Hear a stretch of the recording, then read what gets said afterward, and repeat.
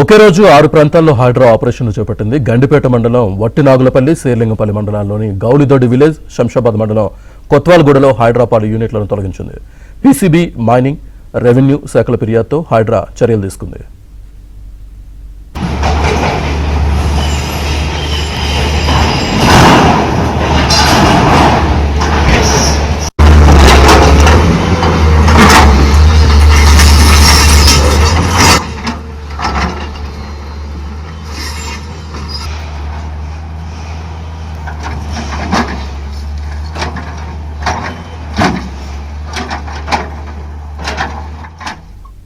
ఒకే రోజు 6 ప్రాంతాల్లో హైడ్రా ఆపరేషన్ సంబంధించి పూర్తి సమాచారాన్ని మా కరెస్పాండెంట్ నుమాన్ అందిస్తారు. నుమాన్,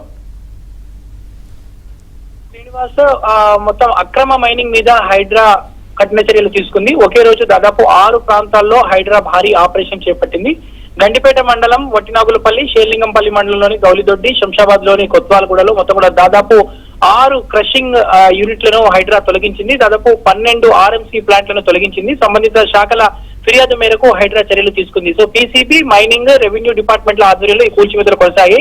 ఈ నేపథ్యంలో హైడ్రా సహకారాన్ని పీసీబీ, మైనింగ్, రెవెన్యూ డిపార్ట్మెంట్లు కోరడంతో హైడ్రా రంగంలోకి దిగింది. ఈ నేపథ్యంలో అక్రమ మైనింగ్ మీద హైడ్రా మోపి దాదాపు 6 క్రషింగ్ యూనిట్లను, దాదాపు 12 ఆర్ఎంసీ ప్లాంట్లను తొలగించింది. సో మొత్తం కూడా దాదాపు 100 కోట్ల ప్రభుత్వ ఆదాయానికి గండి కొడుతున్నటువంటి అక్రమ యూనిట్ల మీద చర్యలు తీసుకుంది. సో బడాబాబుల అండదండలతో ఈ మైనింగ్ క్రషర్స్, దాంతో పాటు ఆర్ఎంసీ ప్లాంట్లు నిర్వహిస్తున్నట్లు హైడ్రాకు ఫిర్యాదులు అందాయి. దాంతో పాటు ఏదైతే ఇటు బడాబాబుల పైరవీలతో మొత్తం కూడా యూనిట్లు కొనసాగుతుండడం మీద ఏదైతే ఇటు ఆయా శాఖల నుంచి ఫిర్యాదు వచ్చినటువంటి నేపథ్యంలో మొత్తం కూడా దాదాపు 6 ప్రాంతాల్లో భారీ ఆపరేషన్ చేపట్టి తెల్లవారుజాము నుంచి పూర్తిగా కూల్చివేతలు చేపట్టింది. అందులో గండిపేటలో ఉన్నటువంటి వట్టినాగులపల్లి, దాంతో పాటు గౌలిదొడ్డి, అదేవిధంగా ఇటు కొత్వాల్గూడలో మొత్తం కూడా దాదాపు 6 క్రషింగ్ యూనిట్లు, 12 ఆర్ఎంసీ సెంటర్లను పూర్తిగా కూల్చివేతలు చేసింది. సో స్థానికుల నుంచి వచ్చినటువంటి ఫిర్యాదులు, దాంతో పాటు ఏదైతే ఇటు రెవెన్యూ శాఖలో నుంచి వచ్చినటువంటి ఫిర్యాదులు ఇవన్నీ పరిగణలోకి తీసుకొని రెవెన్యూ శాఖ, మైనింగ్ అధికారులు, దాంతో పాటు ఇటు హైదరాబాద్ సంయుక్త ఆధ్వర్యంలో పెద్ద ఎత్తున కూడా ఈ క్రషింగ్ యూనిట్లు అన్నింటినీ కూడా కూల్చివేతలు చేపట్టినటువంటి పరిస్థితి ఉందని చెప్పొచ్చు.